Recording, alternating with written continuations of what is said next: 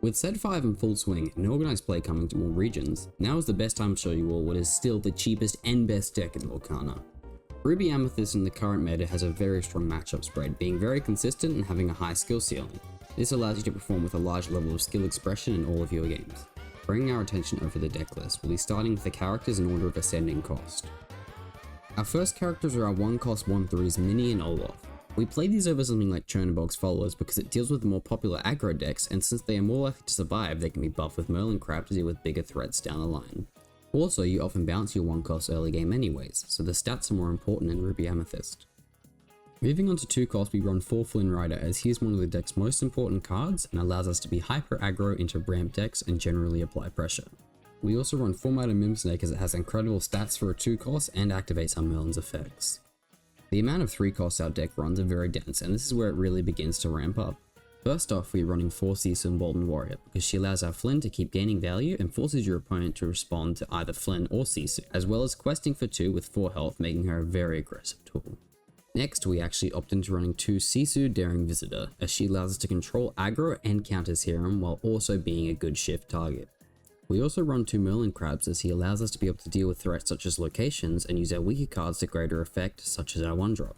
Our last 3-cost is Matted Mim Fox, which we run for the same reasons as a snake, but it also provides a strong rush card much earlier in the game than any of our others. In our 4-cost slot, we run our main engines, being 4 Merlin Rabbits as it provides a guaranteed 2 draw on play, and 4 Merlin Goats guaranteeing us 2 lore on play. These cards are further buffed by our Matted Mims, allowing us to get even more value from them and apply pressure or gain card advantage. For our 5-cost, we play 3 Maui, as he is an excellent rush card that will answer most cards in the game, alongside 3 of a new card, Elsa. Elsa is also a rush card, but her secondary effect allowing her to rest a character allows us to greater control our opponent's board, as well as working well if you already have a card like Maui on board. For our 6-cost, we run 3 Meta Medusa. Still being one of Red's best late control tools alongside a solid stat line secures her a spot in this deck.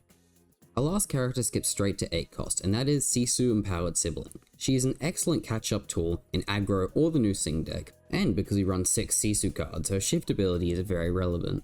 For our actions, we run 2 Brawl for early control. Usually we'd run 4, but because we play 2 Sisu Daring Visitor, we don't need them. We also have 4 Friends on the other side, which allows us to draw 2 cards and will often be important if you're ever getting low on cards, as you can sing this for free. We also run 3 Be Prepared, as it is our best answer to wide boards and blue's large threats such as Simba and Tamatoa. Finally, we run 4 Queen's Castle, as it forces an immediate response from our opponent, and if they can't respond, we gain 2 lore for free every turn. And that's not even considering the massive card draw from moving characters there.